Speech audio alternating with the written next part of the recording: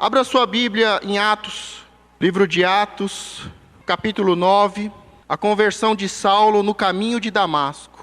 Deus quer trazer uma palavra especial ao seu coração, muito mais do que uma simples palavra de um homem, mas a palavra de Deus. Deus quer falar pessoalmente com você. Deus quer falar diretamente ao seu coração. Você está com o coração aberto para receber? Você está com os ouvidos abertos? Aqui está o povo que tem ouvidos e ouve a palavra de Deus? Amém. Então vamos ler a palavra de Deus. Capítulo 9 de Atos, a conversão de Saulo no caminho de Damasco. E Saulo, respirando ainda ameaças e mortes contra os discípulos do Senhor, dirigiu-se ao sumo sacerdote e pediu-lhes cartas para Damasco, para as sinagogas, a fim de que se encontrasse alguns daquela seita, quer homens, quer mulheres, os conduzisse presos a Jerusalém. E indo no caminho, aconteceu que, chegando perto de Damasco, subitamente o cercou um resplandecer de luz do céu. E caindo em terra, ouviu uma voz que lhe dizia: Saulo, Saulo, por que me persegues? E ele disse: quem é, Senhor?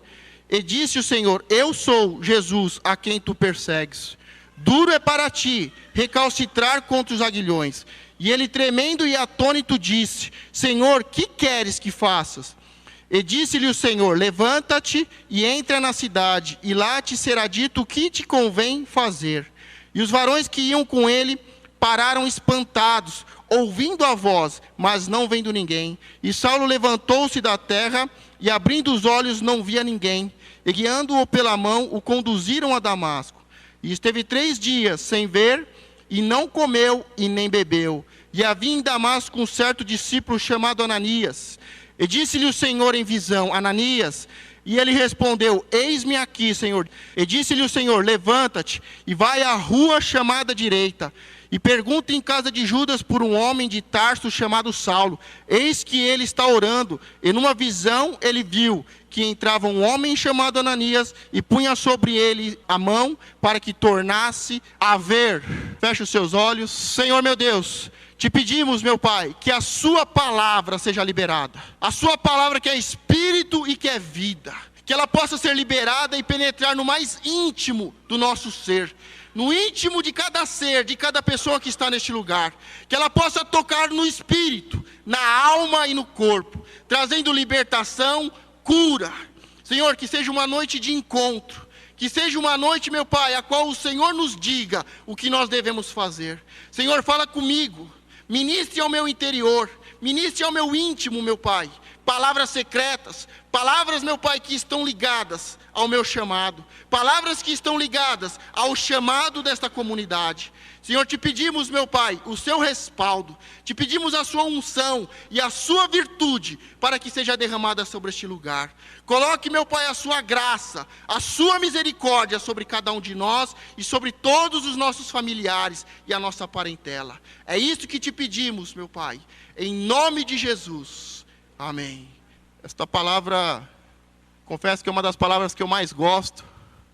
Falar sobre a conversão de Saulo, sobre o chamado dele, o que aconteceu nos momentos em que Deus falou com ele e nos dias que se seguiram, para mim é muito especial.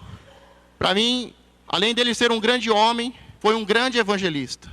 E toda vez que Deus me dá a palavra e quer me falar algo sobre a vida desse grande homem, desse grande evangelista, eu sei que Deus vai fazer grandes coisas. O grupo de louvor ainda, o último louvor que eles cantaram, que nós adoramos, dizia sobre o Espírito, sobre o Pentecostes.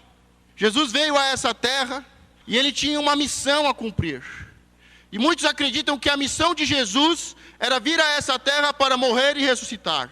Mas isto é um engano. Jesus não veio a essa terra para morrer e ressuscitar. Este não é o chamado de Jesus. O chamado de Jesus para descer a esta terra é completo. Jesus veio a essa terra para nascer, crescer, viver, ter um ministério, morrer, ressuscitar, subir aos céus, e o Espírito de Deus, a terceira pessoa da Trindade, pudesse descer. Então não podemos limitar o ministério de Jesus, dizendo que a obra de Jesus, a obra expiatória de Jesus era morrer na cruz. Isso não é verdade. A obra de Jesus foi completa.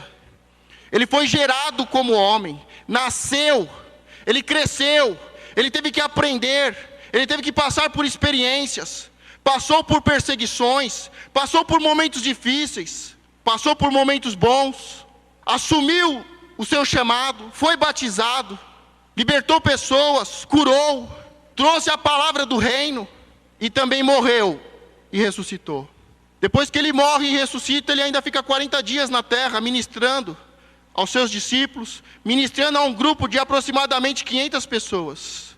Mas quando é chegada a hora dele subir, ele diz que aquelas pessoas, que os seus discípulos, os apóstolos, aquelas pessoas, aproximadamente 500 pessoas, deveriam ficar em Jerusalém, para que o Espírito fosse derramado, para que viesse o Pentecoste, para que a igreja de Cristo, o corpo de Cristo, a nova aliança, estivesse totalmente plena, cheia do Espírito e pronta para cumprir o seu chamado. Diga, eu tenho que estar cheio do Espírito para cumprir o meu chamado. E foi o que aconteceu, os discípulos foram cheios do Espírito. Quem já leu o texto do Pentecoste, e o pastor tem trabalhado esse texto na escola de líderes, tem trabalhado sobre os textos que falam sobre ministérios, sobre dons, sobre como devemos trabalhar na igreja, como devemos fazer as coisas, como devemos fazer a obra de Deus. E depois que isso aconteceu, o evangelho começou a ser pregado para todas as nações. E eu fui estudar esse texto, Deus me incomodou para que lesse esse texto novamente, estava lendo, estava meditando, e eu encontrei um historiador, que ele disse algo muito interessante. Ele falou, depois que Jesus morreu e ressuscitou, que houve o Pentecoste, a coisa mais importante que aconteceu na história da humanidade. Vou repetir, depois que Jesus morreu e ressuscitou, que houve o Pentecoste, a coisa mais importante que aconteceu foi a conversão de Saulo. E isso me trouxe uma indignação, porque olhando aquele historiador, eu tive que concordar com ele. Primeiro, que ele é um grande historiador. Ele sabe o que ele está falando.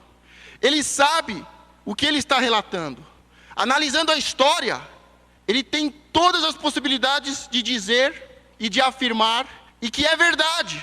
A coisa mais importante que aconteceu na história da humanidade, até hoje, foi a conversão de Saulo. Ao mesmo tempo que me dá muita alegria, me dá muita tristeza, me dá uma angústia, porque praticamente 2000 anos, mas nada aconteceu de importante. Depois da conversão de Saulo, o que aconteceu de importante dentro do Evangelho? Qual foi o grande homem que Deus levantou? Qual foi a grande igreja que Deus usou? Então, ao mesmo tempo que esta palavra é verdadeira, a coisa mais importante, depois da morte e ressurreição e do Pentecoste, foi a conversão de Saulo. E de lá para cá, isto tem sido um marco dentro do Evangelho. Nada que aconteceu depois disso é mais importante do que a conversão de Saulo. E isso me indigna, porque muitos anos passaram, muitas décadas aconteceram, gerações se levantaram, e geração após outra se levantou, e nada de grande aconteceu. Diga, está na hora de algo grande acontecer. Está na hora de Deus me usar para fazer algo grande no Evangelho. E o engraçado é que Saulo, o texto começa dizendo que Saulo estava perseguindo a igreja. Hoje muitas pessoas dizem, a igreja está tranquila, hoje não há perseguição, hoje é fácil de ministrar o Evangelho. Em parte isso é verdade, mas a igreja está sendo perseguida. E nós não estamos percebendo. Porque o tipo de perseguição que nós estamos sofrendo, ela é psicológica. No tempo de Saulo, e ele mesmo era um dos perseguidores, a perseguição era física. Eles corriam atrás, prendiam, batiam, chicoteavam, lançavam presos em cadeias. A perseguição era física. E hoje, ela é psicológica. Sabe qual é o tipo de perseguição que nós temos hoje? Ser crente é ser burro. Crente é tudo estranho. Você vem para a igreja na quarta-feira à noite, no domingo, as próprias pessoas da sua família dizem: você vai perder tempo, você vai na igreja, você está orando. E essas palavras são piores do que chicotadas, essas palavras são piores do que pedradas, porque isso vai destruindo a alma da igreja, isso vai destruindo a sua alma. Você está sendo perseguido e nem percebe. Você está se trocando, você está se preparando para vir à casa do Senhor, e a sua família está sentada no sofá, está debochando de você. Os seus amigos olham para você e dizem: olha lá o crente. Esse é o pior tipo de perseguição. E isso está destruindo, porque isso vai destruindo a nossa alma, vai criando marcas, vai criando hematomas, vai deformando a nossa vida. E quando nós nos tomamos por si, estamos dizendo: realmente, ir à igreja não vale a pena, ir à igreja não dá resultado, eu não vou orar mais. Eu estou orando e os outros estão assistindo televisão. Eu estou orando, estou indo para a igreja e os outros estão indo para o shopping center. Mas esse é um tipo de perseguição que está acontecendo nos nossos dias. O diabo sabe que se ele fizer uma perseguição ferronha, de perseguir, de bater, de prender, de proibir, de fechar as igrejas, ele sabe que isso vai fazer a igreja crescer. Mas nós estamos sendo perseguidos e nem estamos nos tomando conta, nem estamos dando conta do que está acontecendo. O diabo está nos perseguindo, e é o pior tipo de perseguição, é a perseguição psicológica.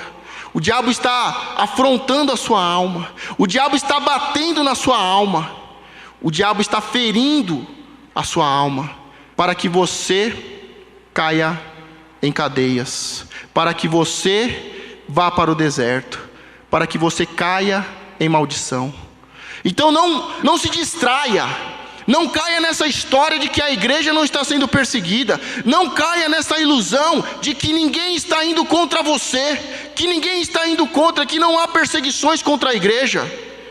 Não caia nessa história, porque todos os dias o diabo está te perseguindo, todos os dias o diabo está lançando pequenas flechas, pequenas setas na sua alma, para deixá-la doente, para inflamar a sua alma, para fazer você parar, para você ser como os do mundo são, para você não vir à casa de Deus, mas ir para o shopping, para você não orar, mas para você ficar na frente da televisão. Guarde a sua alma, guarde o seu coração, não permita que o diabo te persiga, não permita que o diabo venha te ferir, porque a igreja hoje espera isso. A igreja hoje espera que os políticos vão fazer decretos, que os políticos vão fazer uma lei. É proibido adorar o Deus de Israel, é proibido adorar o Deus de Abraão, de Isaac e de Jacó. Está proibido a reunião, está proibido os cultos. E esse tipo de perseguição só virá nos últimos tempos, nos últimos dias.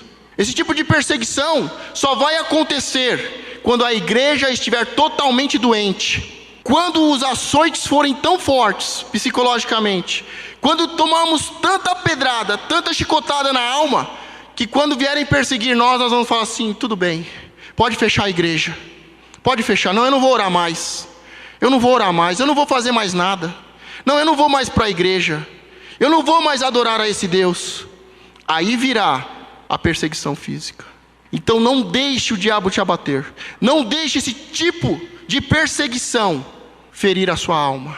Se mantenha firme, se mantenha orando pela sua família, se mantenha orando por salvação e por conversão. Não abra mão do que Deus está te dando. Mas Saulo, ele tinha não só no seu coração o desejo de perseguir os que eram por ele da seita, os do caminho, aqueles que adoravam a Jesus, mas ele tinha toda a autorização, ele tinha cartas, ele tinha o respaldo de toda a autoridade daquela época para perseguir as pessoas. E quando ele se preparava para perseguir as pessoas de Damasco, quando ele estava no caminho de Damasco, houve um encontro. E o engraçado é que quando houve o encontro, era meio-dia a hora que Jesus teve um encontro com ele. E a luz, o resplandecer foi tão grande, que ele caiu em terra, e ele questionou. A primeira pergunta que ele foi: quem és, Senhor? Diga, quem és?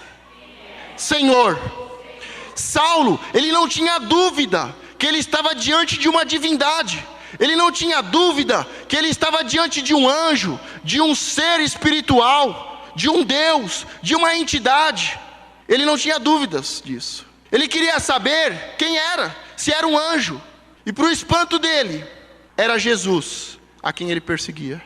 E aí Jesus responde para ele: sou eu, Jesus, a quem você persegue. O engraçado é que Jesus já tinha morrido, já tinha ressuscitado, já tinha subido aos céus, já tinha ocorrido o Pentecoste. Jesus não estava mais aqui. Só que Jesus diz para ele: eu sou o Jesus a quem tu persegues. Nós temos que tomar muito cuidado, porque muitas vezes estamos perseguindo Jesus. Quando falamos mal de alguém, você pode estar perseguindo Jesus. Quando você está afrontando alguém, você pode estar afrontando Jesus. Quando você quer o mal de alguém, você pode estar querendo o mal de Jesus. E ele diz: sou eu, Jesus, a quem tu persegues. Porque quando nós perseguimos alguém que faz parte do corpo de Cristo, estamos perseguindo o Cristo, o Jesus. E ele cai em terra e pergunta: quem és, Senhor? Sou eu, Jesus, a quem tu persegues. O engraçado é que quando Jesus chama Saulo, a palavra que Jesus usa não é o nome dele, Saulo, é Saul. Se você pega uma Bíblia de estudo, você vai ver que o nome é Saul, Saul. É o nome de Saulo no original, na sua língua materna, no aramaico, que significa pedido de Deus. Deus tem pedido muitas coisas para nós. A primeira palavra que Deus usou, que Jesus liberou para Saulo foi Saul, Saul. Pedido. Eu estou te pedindo. Eu estou te pedindo para fazer algo. Eu estou te pedindo para fazer isso. Faça isso, Saulo. Pedido de Deus é o significado do nome dele no original, em aramaico. Saul, pedido de Deus. E eu queria perguntar para você: o que Deus tem pedido para você? O que Deus está pedindo para você? Qual foi o pedido que Deus te fez? Deus te pediu para fazer algo e você está fazendo? Deus pediu para você mudar e você está mudando? Deus pediu para você orar, você está orando? Deus pediu para você fazer a obra com zelo, você está fazendo? Pedido de Deus. Deus está te pedindo algo. Deus está te pedindo algo. Deus está te pedindo o seu coração. Deus está pedindo para que você faça alguma coisa. Deus está pedindo para que você mude, para que eu mude. Deus está pedindo para que nós venhamos a fazer o que Ele quer. Diga: eu tenho que fazer o que Ele quer. Fazer o que eu quero é fácil. E geralmente o que eu quero vai totalmente contra o que Deus quer. Pedido de Deus. Quando ele faz a primeira pergunta: quem é, Senhor? Jesus responde. Logo em seguida, Saulo pergunta outra coisa. É a segunda pergunta: Senhor, que queres que eu faça? Que queres que eu faça?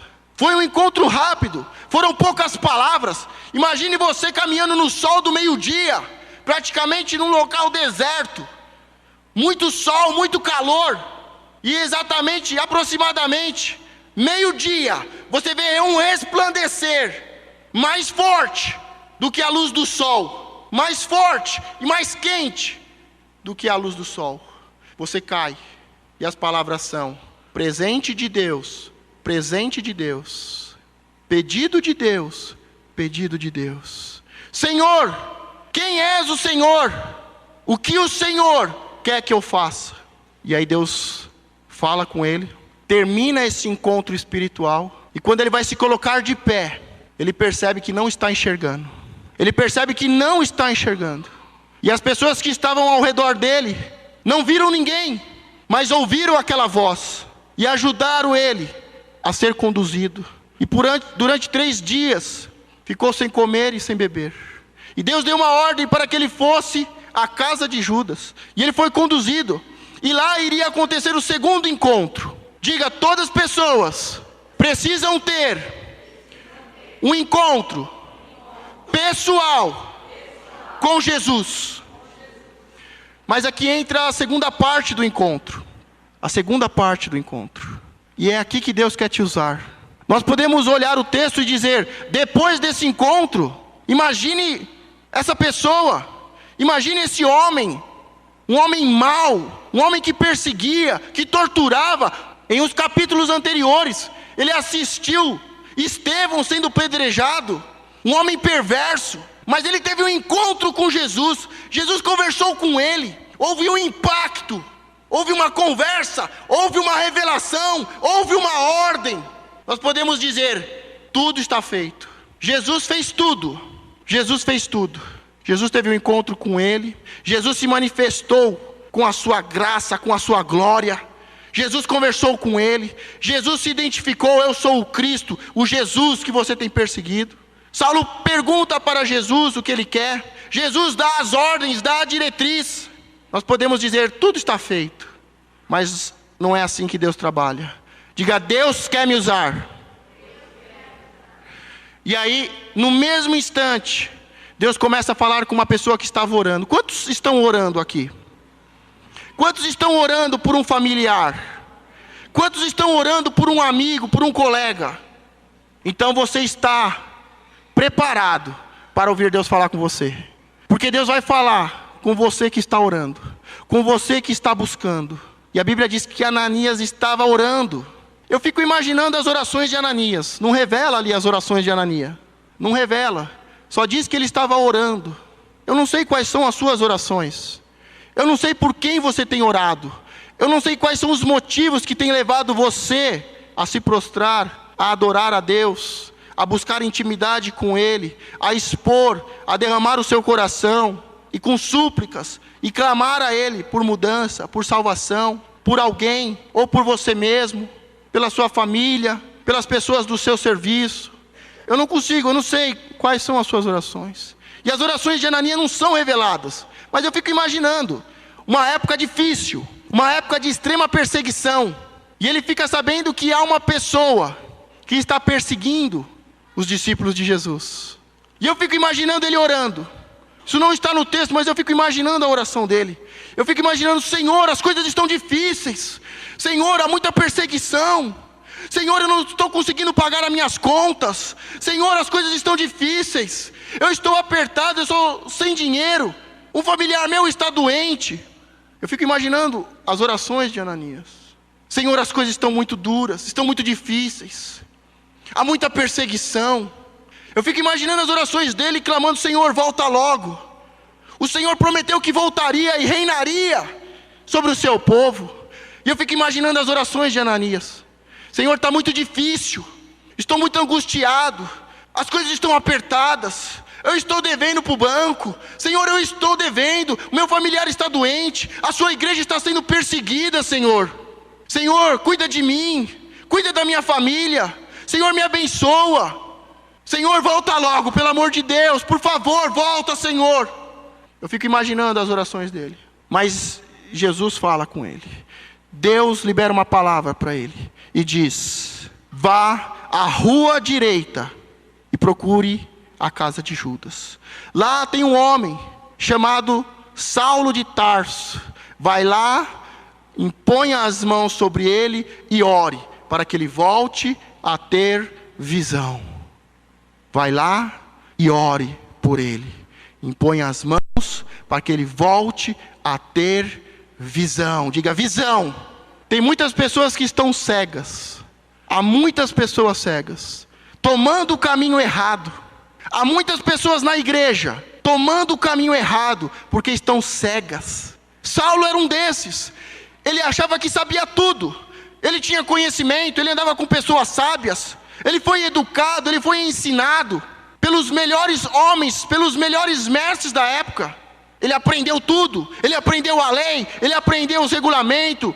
Fazia parte de um grupo dos fariseus. E ele achava que sabia tudo. Ele achava que tinha visão. E há muitas pessoas com uma Bíblia debaixo do braço, indo às igrejas, mas estão cegas. Há muitas pessoas no nosso meio, na nossa família, cegas, indo pelo caminho errado. Mas Jesus diz, vá à rua direita. Essa rua existe até hoje. Ela é inconfundível. Ela é inconfundível. Porque todas as ruas em Damasco, naquela região, as ruas são cheias de curvas, sinuosas, são ruas pequenas, mas a rua direita era a maior rua naquele tempo. Era uma avenida grande, reta, e representa o Evangelho. Não tome o caminho errado, não tome o caminho mais curto, não tome o caminho humano, não tome o caminho torto, não tome o caminho cheio de voltas. Pegue a rua direita e vá direto. É aquela rua que todo mundo conhece, é aquela rua reta, é a maior rua que tem, é a maior avenida. Vá à rua direita, à avenida direita, na casa de Judas. Você sabe que há muitos caminhos hoje. Há muitas pessoas dizendo, todos os caminhos levam a Deus. E você pode estar tomando o caminho errado. Basta ter uma Bíblia e ir à igreja. Este pode ser o caminho errado. Se não for o caminho de Cristo, não serve. Se não for o caminho de Cristo, o que diz a palavra, se não for como Cristo viveu, porque a obra dele foi nascer, viver e morrer, e ele deu todo o respaldo, toda a explicação, todos os princípios de como um homem e uma mulher deve nascer, deve crescer, deve viver, deve casar e deve morrer. Então não é qualquer caminho, não é de qualquer jeito a sua vida, não é de qualquer forma que você deve conduzir a sua família, os seus negócios. Existe uma rua direita, uma avenida direita. Todos conhecem, todos sabem que ela é a maior, que ela é reta, que ela não se desvia. Mas poucos querem ir nela. Poucos querem pegar ela do começo ao final. E aí quando ele entra nessa casa e tem um encontro, a palavra diz que Ananias orou por ele. Sabe o que está precisando para nós termos um grande momento, como o momento que estamos vendo aqui na palavra? Sabe o que está precisando para que haja um momento tão importante e tão marcante no Evangelho, como a conversão de Saulo? Está precisando que você, que eu, que estamos orando, venhamos ouvir a palavra de Deus, a voz de Deus, dizendo, toma o caminho certo, toma o caminho do Evangelho, a rua, toma a avenida direita e vai à casa das pessoas. Entra nas casas, entra, ora, impõe as mãos, traz visão, traz luz, traz visão para as famílias. Quando Ananias foi chamado, ele começou a dizer, Senhor, eis-me aqui. E quando você está orando, e Jesus se manifesta, a primeira coisa que brota do nosso coração, a alegria, pela luz, pelo resplandecer, pela glória, pelo chamado. Jesus mal começa a falar e nós dizemos, Senhor, eis-me aqui, me usa, Senhor, eis-me aqui. E Jesus diz, tem um homem chamado Saulo, de Tarso, vai ter um encontro com ele, vai orar por ele. Mas Senhor, eu já ouvi muito falar desse homem.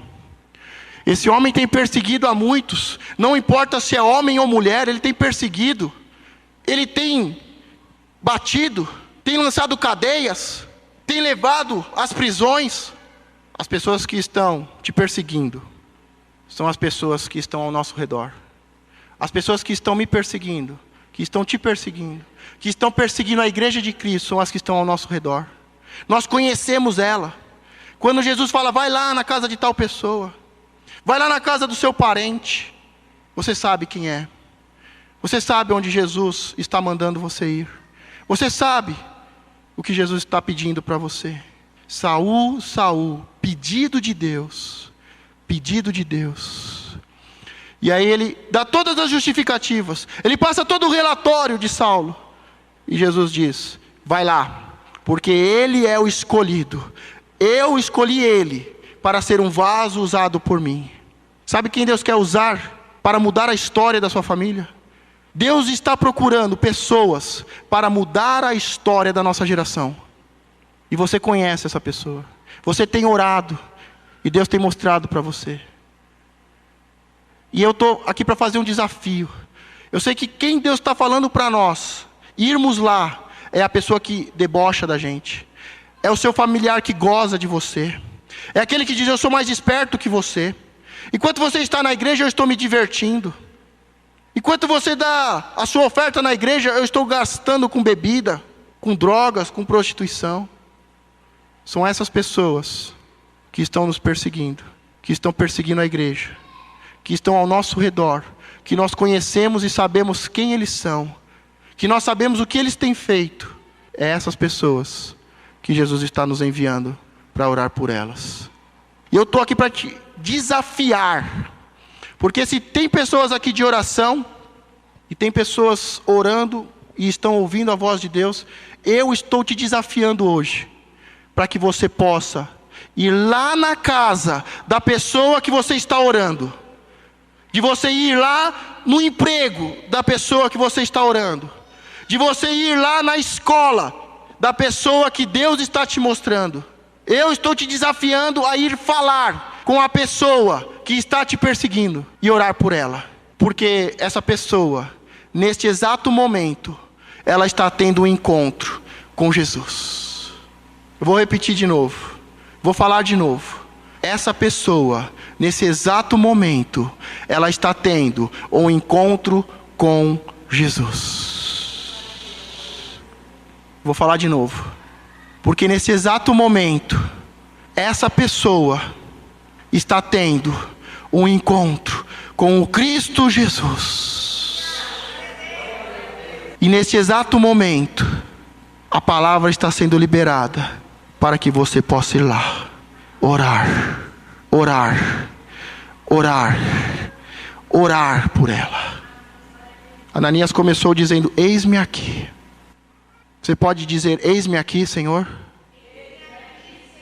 Me usa, Senhor. Me envia. Me dê, Senhor, ministérios e dons para que eu possa ganhar.